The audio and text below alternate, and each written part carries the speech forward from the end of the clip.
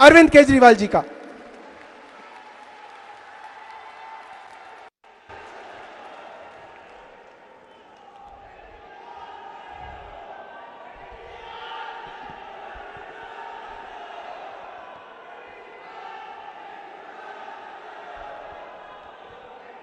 जोर से एक बार भारत माता का जयकारा लगाएंगे।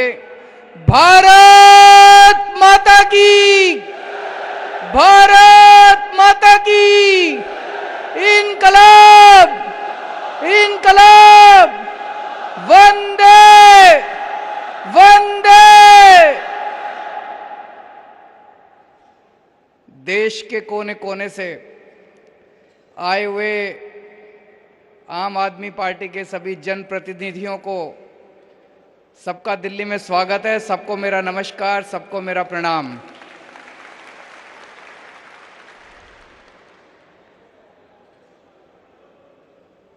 दस साल पहले जब पार्टी बनी थी तो सोचा नहीं था कि इतनी जल्दी समय आएगा जब कोने कोने में हमारे इतने जनप्रतिनिधि हो जाएंगे कि एक दिन दिल्ली का इंदिरा गांधी नेशनल स्टेडियम भर जाएगा उनके सबसे।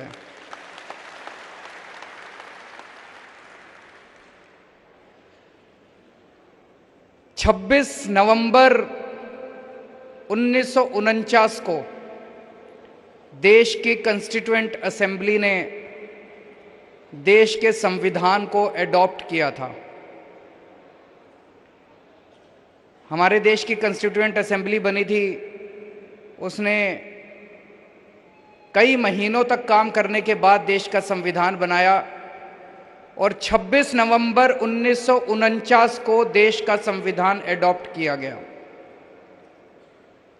अगले 60 साल में इन पार्टियों और इन नेताओं ने मिलकर उस संविधान के चीथड़े चीथड़े उड़ा दिए।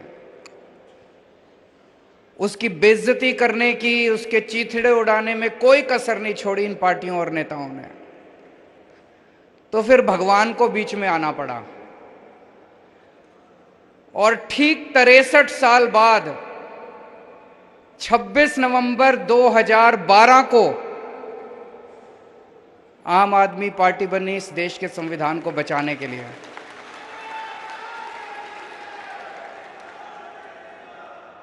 ये कोई संयोग नहीं है कि 26 नवंबर को ही देश का संविधान बना और 26 नवंबर को ही आम आदमी पार्टी बनी। भगवान ने बहुत बड़ी जिम्मेदारी दी है आपके ऊपर, एक एक आम आदमी पार्टी के कार्यकर्ता के ऊपर। आज दिल खुश होता है 20 राज्यों में और यूनियन टेरिटरीज में 1446 जनप्रतिनिधि हैं हमारे। जैसा इन्होंने पंजाब, छत्तीसगढ़, गुजरात, उत्तर प्रदेश, मध्य प्रदेश, जम्मू कश्मीर, हरियाणा, बिहार, दिल्ली, महाराष्ट्र, उड़ीसा, चंडीगढ़, हिमाचल प्रदेश, असम, झारखंड, राजस्थान, तमिलनाडु, उत्तराखंड, कर्नाटक, गोवा, इनमें हमारे एमएलए हैं, एमपी हैं, पंचायत के अंदर हैं, मेयर हैं, डिप्टी मेयर हैं, जिला पंचायत में हैं, ऊपर से लेके नीचे तक, और 2 मुख्यमंत्री हैं।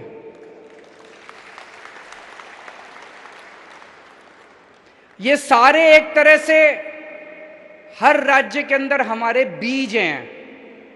हर राज्य के अंदर भगवान ने बीज बो दिया आम आदमी पार्टी के।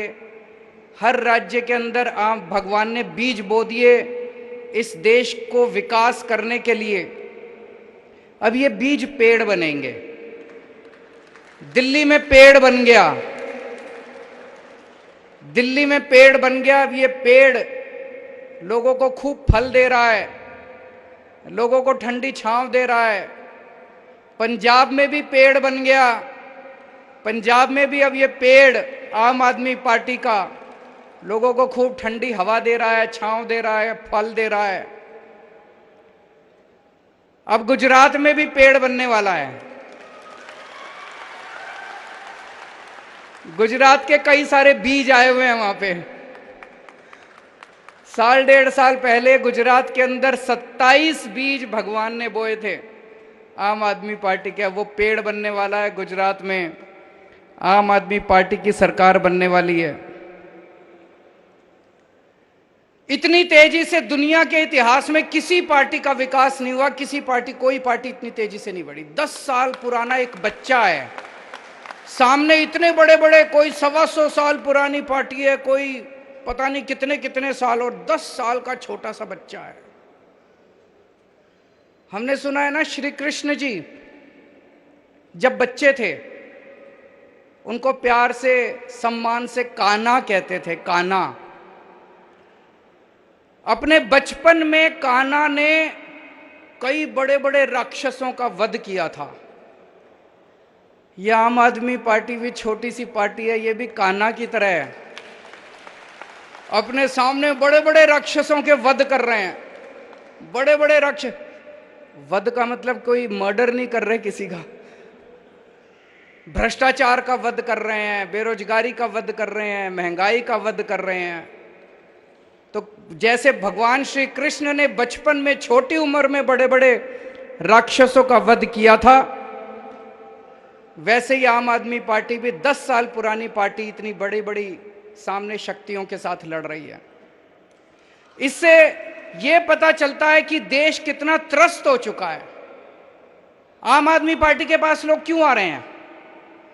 अगर ये दूसरी पार्टी वाले कुछ काम कर लेते 70-75 साल में, अगर ये दूसरी पार्टी वालों ने देश को भविष्य दे दिया होता, अगर ये दूसरी पार्टी वालों ने लोगों की जिंदगी आसान कर दी होती, हमको लोग लात मार के भगा देते, कह देते भाई हमारे को आपकी जरूरत नहीं है, आम आदमी पार्टी नहीं चाहिए, हम खुश हैं। आज खुले बाहों से पूरा देश आम आदमी पार्टी को गले लगा रहा है। क्यों? क्योंकि लोग इनसे त्रस्त हो चुके हैं।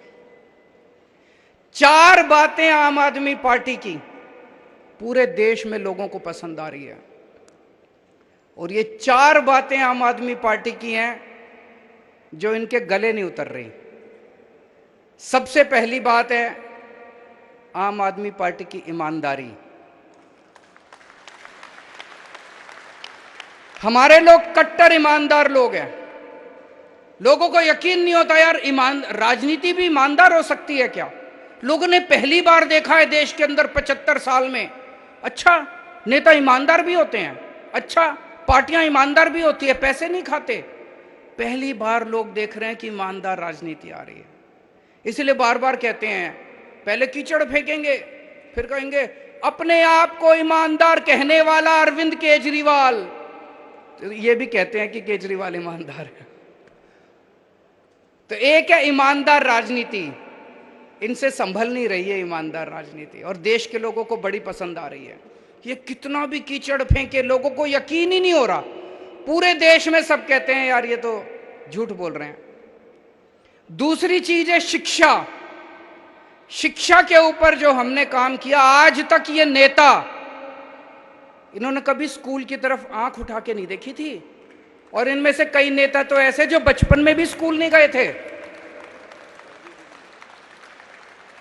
अब मुझे बड़ा अच्छा लगा, गुजरात के अंदर इनके एक देश के बहुत बड़े नेता 4 स्कूलों का उद्घाटन करने के लिए दिल्ली से गए थे। स्कूलों की बात करनी पड़ रही है इन लोगों को, इनको अच्छा नहीं लग रहा। इन्होंने कभी जिंदगी में स्कूलों की बात नहीं करी। तीसरी, और लोगों को बड़ी पसंद आ रही है। जनता क्या चाहती है यार? जनता यही तो चाहती है हमारे बच्चों को अच्छी शिक्षा मिल जाए, हमारे बच्चे बड़े होकर कुछ बन जाएं। तीसरी चीज है स्वास्थ्य सेवाएं। पूरे देश के अंदर चर्चा हो रही है आज मोहल्ला क्लिनिक की, दुनिया के अंदर चर्चा हो रही है मोहल्ला क्लिनिक की, दिल्ली के शानदार अस्पतालों की। दिल्ली में सबका इलाज मुफ्त कर दिया, ये भी इनसे। अभी इनके एक और मुख्यमंत्री हैं, पहली बार मैंने उनके मुंह से सुना, मेरे को स्कूल और अस्पताल बड़े अच्छे लगते हैं, मैं जब भी जाता हूं किसी जिले में मैं स्कूल और अस्पताल में जरूर जाता हूं। पहले तो नहीं गए कभी, अब जाना पड़ रहा है तुम लोगों को। और चौथी चीज है फ्रीबी। ये भी भारत की राजनीति में आम आदमी पार्टी ने फ्रीबी इंट्रोड्यूस किया है, फ्री की रेवड़ी। ये इनसे ना रेवड़ी खाते बन रही है, ना रेवड़ी उगलते बन रही है। कहते हैं ये चार चीजें हैं, ईमानदार राजनीति, शिक्षा, स्वास्थ्य, फ्रीबी। कहते हैं फ्रीबी करने से सरकार घाटे में चली जाएगी, जनता को फ्री की सुविधाएं नहीं मिलनी चाहिए। गुजरात पे 3.5 लाख करोड़ रुपए का कर्जा है। गुजरात सरकार ने तो आज तक कुछ भी फ्री नहीं दिया, फिर ये कर्जा कहां से चढ़ गया जी? फिर तो कर्जा नहीं चढ़ना चाहिए था, उन्होंने तो कुछ भी नहीं दिया फ्री में, तो ये कर्जा कहां से चढ़ गया? सारा पैसा लूट के खा गए, इसलिए कर्जा चढ़ गया। कर्जा फ्रीबी से नहीं चढ़ता, कर्जा लूटने से चढ़ता है। पंजाब के ऊपर अभी हमने सरकार संभाली है, 3.5 लाख करोड़ का कर्जा है। पंजाब को तो कुछ नहीं दिया था पिछली सरकारों ने फ्री में, फिर यह कर्जा कहां से चढ़ गया? देश की हर सरकार के ऊपर लाखों करोड़ों का कर्जा है, उन्होंने तो कुछ भी नहीं दिया था फ्री में, फिर यह कर्जा कहां से चढ़ गया? और दिल्ली वालों को सब कुछ फ्री में मिल रहा है, फिर भी कर्जा नहीं है दिल्ली सरकार के ऊपर।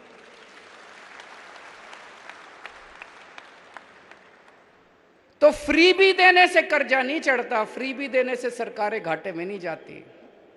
दो किस्म की राजनीति है, एक वो जो सरकारों को लूटते हैं, देश को लूटते हैं, पैसा कमाते हैं, भ्रष्टाचार करते हैं, अपने परिवार के घर भरते हैं, 7 पुश्तों तक इन्होंने पैसे कमा रखे हैं, 7 पुश्तें इनकी घर बैठ के खाएंगी। और दूसरी वो राजनीति है जो फ्री में देती है सब कुछ जनता के भले के लिए, ईमानदार राजनीति है। कोई नेता अगर देश के अंदर खड़ा होके कहे कि मेरे को फ्री की रेवड़ी के खिलाफ हूं, समझ जाओ उस नेता की नीयत खराब है, वो नेता भ्रष्टाचारी है। कोई नेता अगर देश में देखो कि वो कह रहा है फ्री की रेवड़ी खराब है, जनता को फ्री की सुविधाएं नहीं मिलनी चाहिए, सरकार घाटे में चली जाएगी, समझ जाओ उसकी नीयत खराब है। वो अपने दोस्तों के कर्जे माफ करना चाहता है, अपने परिवार के घर भरना चाहता है, जनता को लूटना चाहता है, एमएलए खरीदना चाहता है, वो देश का बेड़ा गर्क करना चाहता है। ये एक आज टेस्ट लेके चले जाना, जो नेता कहे जनता को फ्री की सुविधाएं मिलनी चाहिए वो नेता ईमानदार, जो नेता कहे जनता को फ्री की सुविधाएं नहीं मिलनी चाहिए वो नेता बेईमान और भ्रष्टाचारी और गद्दार। और ये चारों चीजें जनता को बहुत पसंद आ रही हैं, और इसी वजह से दिल्ली में हमारी तीसरी बार सरकार बनी, पंजाब में हमारी सरकार बन गई, और अब गुजरात के अंदर हमारी सरकार बनेगी। अब ये आम आदमी पार्टी को रोकना चाहते हैं, कैसे रोकें? तो अब इन्होंने मिलके खूब प्लानिंग करी है, आम आदमी पार्टी को कुचल दो, आम आदमी पार्टी को क्रश कर दो, चारों तरफ से घेर लो इनको, आम आदमी पार्टी को क्रश कर दो। झूठे आरोप लगाए जा रहे हैं, हमारे दिल्ली के एमएलए के ऊपर 169 केस हो चुके, अभी तक के 169 केस, 169 केसेस, एक केस में भी सजा नहीं हुई है, एक में भी। 169 में से 135 केस बाइज्जत बरी हो गए, 34 केस बचे। इससे क्या पता चलता है? ये लड़ाई भ्रष्टाचार के खिलाफ नहीं लड़ रहे, ये आम आदमी पार्टी को कुचलने की साजिश कर रहे हैं। एक केस में तो सजा हो जाती, 169 में से 20, 25, 30 केस में सजा होती, 40 केस में सजा होती, हम सोचते भाई कुछ गड़बड़ है, हमारे एमएलए भ्रष्ट हैं। 169 में से एक केस में सजा नहीं हुई, 135 में बरी हो गए, 34 पेंडिंग है, उसमें भी बरी हो जाएंगे। इसका मतलब है जो लाल किले के ऊपर खड़े होकर कहते हैं ना मैं भ्रष्टाचार के खिलाफ लड़ रहा हूं, भ्रष्टाचार के खिलाफ नहीं लड़ रहे, आम आदमी पार्टी के खिलाफ लड़ रहे हैं। ये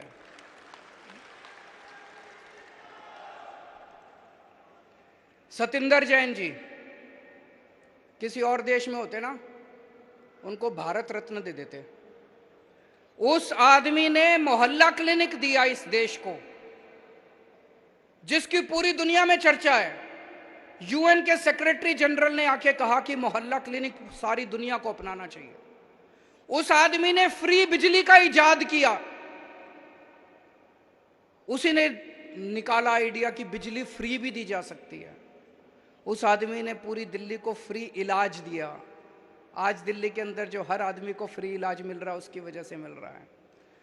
उसको 3 महीने से इन्होंने जेल में डाला हुआ है। और अभी पिछले 3 सुनवाई से जज बार बार पूछ रही है सीबीआई वालों से, ईडी वालों से, भाई कोई सबूत तो दिखा दो, इसका कसूर क्या है। पढ़ा होगा आपने अखबारों में।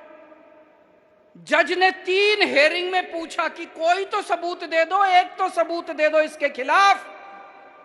वो एक भी सबूत केंद्र सरकार नहीं दे पाई।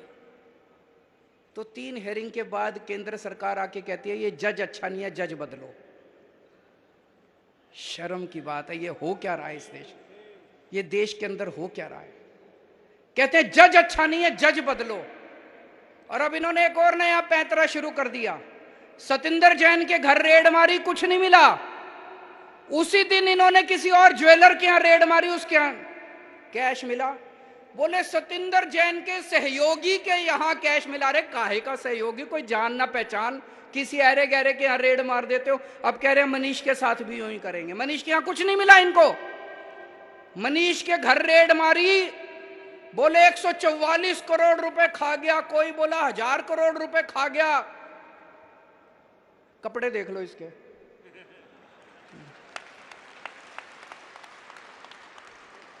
$144 करोड़ रुपए वाला आदमी ऐसे कपड़े पहनता है थोड़ी तो। और 144 करोड़ रुपए, 1000 करोड़ रुपए खा गया होता तो घर में कुछ इधर उधर अलमारी में 1000, 2000, 10,000, 20,000, लाख, 2 लाख तो मिलते। ढेला नहीं मिला इसके घर। फिर इनके गांव गए, मनीष के गांव गए। उन्होंने सोचा इसने जमीन खरीद रखी होगी। सारे गांव में पूछा इन्होंने, सीबीआई, ईडी, केंद्र सरकार ने, कुछ नहीं मिला। फिर इनके लॉकर में गए, बैंक में गए। इन्होंने सोचा लॉकर में होगा। तो इनका छोटा बच्चा, जब वो मीर इनका छोटा था, उसका एक झुंझुना था, वो याद के लिए उन्होंने लॉकर में रख रखा था। वो झुंझुना मिला इनको,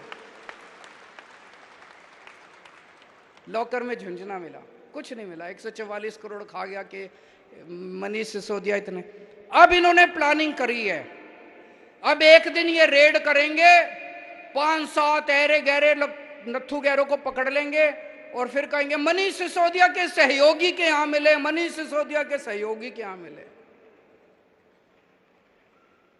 पर जनता देख रही है, जनता देख रही है।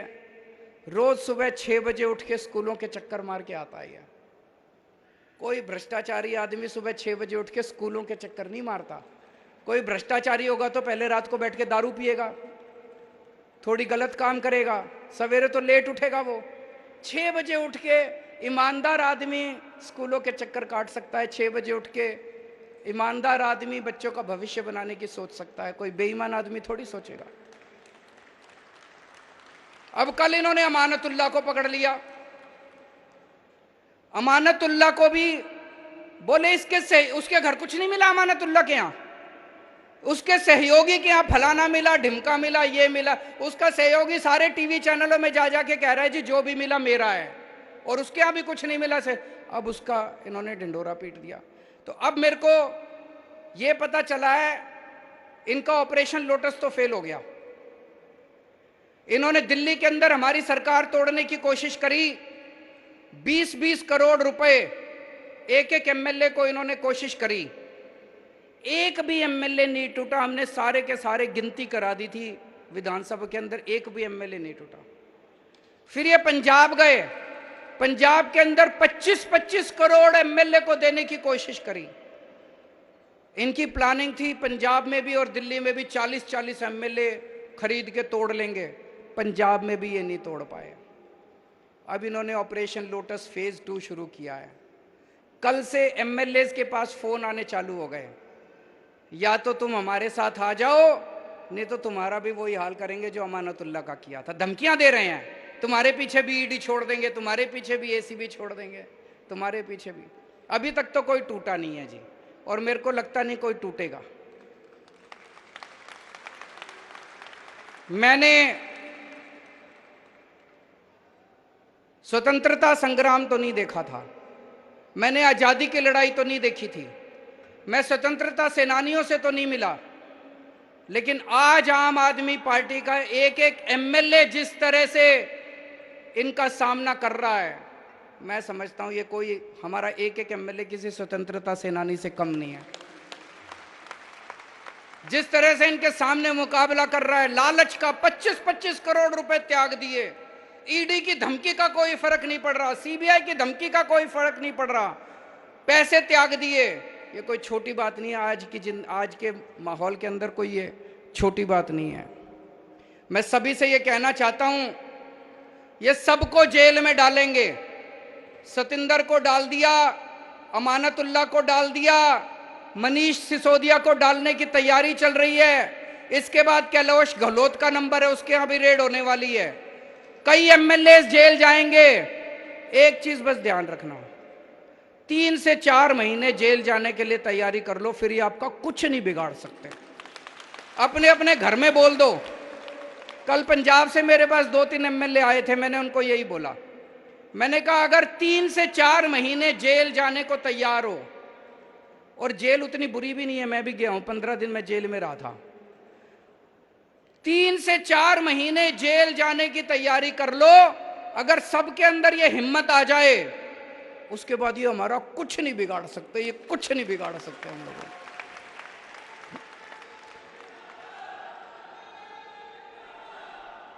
इन्होंने अभी तक पूरे देश में 285 एमएलए खरीदे हैं, 285 एमएलए। कोई कहता है 50 करोड़ दिए, कोई कहता है 40 करोड़, कोई 25 करोड़।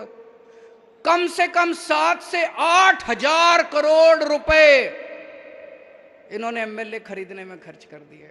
7 से 8 हजार करोड़ कहां से आया इतना पैसा? कहते हैं भ्रष्टाचार हम कर रहे हैं। अरे भ्रष्टाचार तो तुम कर रहे हो, तुम लूट रहे हो जनता को। सारी देश को लूट लिया, लूट लूट के एमएलए खरीदते हो, खुलेआम खरीद रहे हो। और फिर भी तुम्हारी हिम्मत हो जाती है लाल किले पे खड़े होके कहने की कि मैं भ्रष्टाचार से लड़ रहा हूं।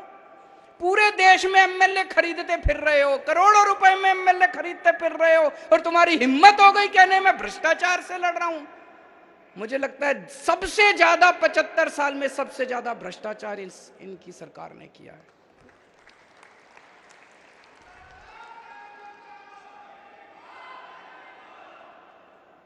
आजकल ये मीडिया को भी खूब धमकियां दे रहे हैं। गुजरात में इन्होंने इतनी धमकी दी, इतनी धमकी दी, किसी भी आम आदमी पार्टी वाले को डिबेट में नहीं बुलाना। शाम को डिबेट होता है, डिबेट में चर्चा होती है कि मनीष सिसोदिया ने भ्रष्टाचार किया कि नहीं किया, और उसमें आम आदमी पार्टी वालों को नहीं बुलाते। कांग्रेस और बीजेपी वाले आपस में बैठ के चर्चा करते हैं। ये कैसे हो सकता है? ऐसे धमकियां दे रखी हैं वहां पे। गुजरात में किसी अखबार में हमारा कुछ नहीं छपता, और फिर भी गुजरात के अंदर बल्ले बल्ले हो रही है, चारों तरफ आम आदमी पार्टी की चर्चा हो रही है। सोशल मीडिया से, सोशल मीडिया से। प्रधानमंत्री के दफ्तर में एक सज्जन काम करते हैं, मीडिया एडवाइजर हैं शायद, हिरेन जोशी जी मीडिया एडवाइजर है। हिरेन जोशी जी हैं, एक मीडिया एडवाइजर हैं प्रधानमंत्री के। मेरे को कई एडिटर्स दिखा रहे थे, बड़े बड़े चैनलों के, हमारे देश के बड़े बड़े चैनलों के मालिक, उनके एडिटर्स, उनको क्या गंदी गंदी गालियां लिख के भेजते हैं वो। केजरीवाल को दिखाया तो ये कर देंगे, केजरीवाल को दिखाया तो वो कर देंगे। आम आदमी पार्टी को दिखाने की जरूरत नहीं है, आप अपने चैनल का दुरुपयोग कर रहे हो, हम तुम्हारा ये कर देंगे, वो कर देंगे, फलाना कर। क्या धमकियां दे रहे हैं वो? ऐसे देश चलाएंगे? ऐसे धमकियां देंगे? फिर फोन कर करके धमकियां देते हैं। मैं आज यहां से हिरेन जोशी जी को एक ही चीज कहना चाहता हूं, अगर किसी ने आपके स्क्रीनशॉट जो आप इनको मैसेज भेज रहे हो, इन्होंने सोशल मीडिया में डाल दिए, आप भी और प्रधानमंत्री जी शक्ल दिखाने लायक नहीं बचोगे इस देश के अंदर। और ये जो आप धमकियां देते हो ना, कईयों ने रिकॉर्डिंग करके रख रखी है आपकी। अगर किसी दिन किसी ने आपकी रिकॉर्डिंग सोशल मीडिया में डाल दी, शक्ल दिखाने लायक नहीं बचोगे। बंद करो ये गंदगी, बंद करो इस तरह से मीडिया को धमकाना। और अब केवल मीडिया के भरोसे नहीं रहा, देश ने सोशल मीडिया के ऊपर, जनता अब सोशल मीडिया के ऊपर आ गई है। सोशल मीडिया के जरिए ऐसे देश आगे नहीं बढ़ेगा दोस्तों। हम सबको मिलके भारत को दुनिया का नंबर 1 देश बनाना है। बनाना है कि नहीं बनाना है? भारत दुनिया का नंबर 1 देश केवल भाषणबाजी करने से नहीं बनेगा। विदेशों में भाषण करके आ जाओ और कह दो हम विश्व गुरु बन गए, ऐसे विश्व गुरु नहीं बनेगा। एक एक बच्चे को अच्छी शिक्षा देनी पड़ेगी, तब भारत दुनिया का नंबर 1 देश बनेगा। भारत को दुनिया का नंबर 1 देश कोई एक आदमी नहीं बनाएगा। जब इस देश का एक एक बच्चा अच्छी शिक्षा पाएगा, तभी भारत दुनिया का नंबर 1 देश बनेगा। मेहनत करनी पड़ेगी उसके लिए, मेहनत करनी पड़ेगी उसके लिए। अभी प्रधानमंत्री जी ने ऐलान किया कि 14,500 सरकारी स्कूल ठीक करेंगे। बहुत अच्छी बात है, मैंने बधाई दी उनको। पर 5 साल में 14,500 सरकारी स्कूल ठीक करोगे? देश में 10.5 लाख सरकारी स्कूल हैं। सारे स्कूल ठीक करते करते तो 500 साल लग जाएंगे। अब ये देश रुकने को तैयार नहीं है, देश बेचैन है, देश बहुत बेचैन हो रहा है। 5 साल में सारे सरकारी स्कूल ठीक करने हैं। देश मांग कर रहा है कि अगर दिल्ली के सारे सरकारी स्कूल 5 साल में ठीक हो सकते हैं, अगर पंजाब के सारे स्कूल 5 साल में हम ठीक करके दिखाएंगे, तो पूरे देश के सारे सरकारी स्कूल 5 साल के अंदर ठीक हो सकते हैं। पैसा है, पैसा है, पैसे की लूट बंद करो, पैसे की लूट बंद होगी, सारे सरकारी स्कूल ठीक हो जाएंगे। और अगर सारे सरकारी स्कूल ठीक हो गए, तो भाई साहब एक एक बच्चा मेरे देश का कोई इंजीनियर बनेगा, कोई वकील बनेगा और अपने घर की गरीबी दूर करेगा। 5 साल के अंदर हम देश की गरीबी दूर कर सकते हैं। दूसरी चीज, अगर अपने को भारत को दुनिया का नंबर 1 देश बनाना है, हमें अपने सारे लोगों के लिए अच्छा और फ्री के इलाज का इंतजाम करना पड़ेगा। खूब अस्पताल बनाने पड़ेंगे, सरकारी अस्पताल अच्छे करने पड़ेंगे सबके लिए, चाहे अमीर हो चाहे गरीब हो, अच्छे इलाज का इंतजाम करना पड़ेगा। करना पड़ेगा कि नहीं करना पड़ेगा? तीसरी चीज, हर बच्चे के पास रोजगार होना चाहिए। बेरोजगारों की सेना से भारत दुनिया का नंबर 1 देश नहीं बन सकता। हर बच्चा रोजगार के साथ हो, उसकी भी पूरी प्लानिंग हम लोगों ने की हुई है। चौथी चीज, महिलाओं को सुरक्षा मिले और महिलाओं को बराबरी का अधिकार मिलना चाहिए। अगर महिलाएं हमारे साथ कंधे से कंधा मिला के नहीं चलेंगी, तो भारत दुनिया का नंबर 1 देश नहीं बन सकता। 5वीं चीज, किसानों को अपनी फसलों का पूरा दाम मिलना शुरू हो जाए। एक बार में पूरे देश का रूरल इंडिया, जितना गांव देहात है, सारा गरीबी दूर हो जाएगी। किसानों को उनकी फसलों के पूरे दाम दो। और छठी चीज, वर्ल्ड क्लास इंफ्रास्ट्रक्चर अपने को तैयार करना पड़ेगा देश के अंदर। मेरे मन में तो ये 6 चीज आती हैं, लेकिन केवल ये 6 नहीं है। अपने को 130 करोड़ लोगों को जोड़ना है, और बहुत सारे आइडियाज आएंगे और बहुत सारी बातें आएंगी। सबको संजो के, सबको साथ लेके हम इस देश को दुनिया का नंबर 1 देश बनाएंगे। कई लोग मेरे से पूछते हैं कि जी अगले चुनाव में किसके साथ अलायंस करोगे, कौन सी पार्टियों के साथ करोगे, भाजपा के खिलाफ एक यूनाइटेड। भाई साहब, मेरे को ये सब जोड़ तोड़ समझ नहीं आती। एक ही चीज समझ आती है, जिस दिन इस देश के 130 करोड़ लोगों का अलायंस बन गया, हमें दुनिया का नंबर 1 देश बनने से कोई नहीं रोक सकता। आज से 75 साल पहले इस देश के लोग इकट्ठे हुए थे और हमने अंग्रेजों को उठा के बाहर फेंक दिया था। एक बार फिर सारे जने इकट्ठे हो जाओ, फिर से हम इस देश को दुनिया का नंबर 1 देश बना देंगे। हमें लोगों को जोड़ना है। आज जब आप सब लोग यहां से जाओगे, ये 6 बातें हर एक आदमी को बतानी है। सबको, जनता को इस मिशन के साथ जोड़ना है, मेक इंडिया नंबर 1 मिशन।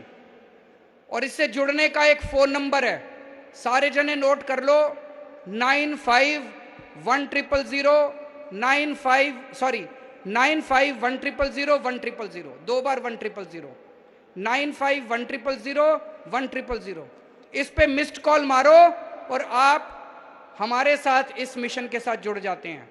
तो आप भी जुड़ो और ज्यादा से ज्यादा लोगों को में इसका प्रचार करो, ज्यादा से ज्यादा लोगों को इसके साथ जोड़ने की कोशिश करो। देश के अंदर इन लोगों ने माहौल बहुत ज़्यादा खराब कर दिया है। चारों तरफ लड़ाई झगड़ा गुंडागर्दी, इस तरह से देश आगे नहीं बढ़ सकता। अपने को देश के अंदर शांति स्थापित करनी है। जब चारों तरफ शांति होगी, सुख शांति होगी, भाईचारा होगा, प्रेम होगा, तभी किसान आगे बढ़ेगा, तभी मजदूर आगे बढ़ेगा, तभी स्कूल आगे बढ़ेंगे, तभी शिक्षा आगे बढ़ेगी, तभी स्वास्थ्य आगे बढ़ेगा। भारत माता की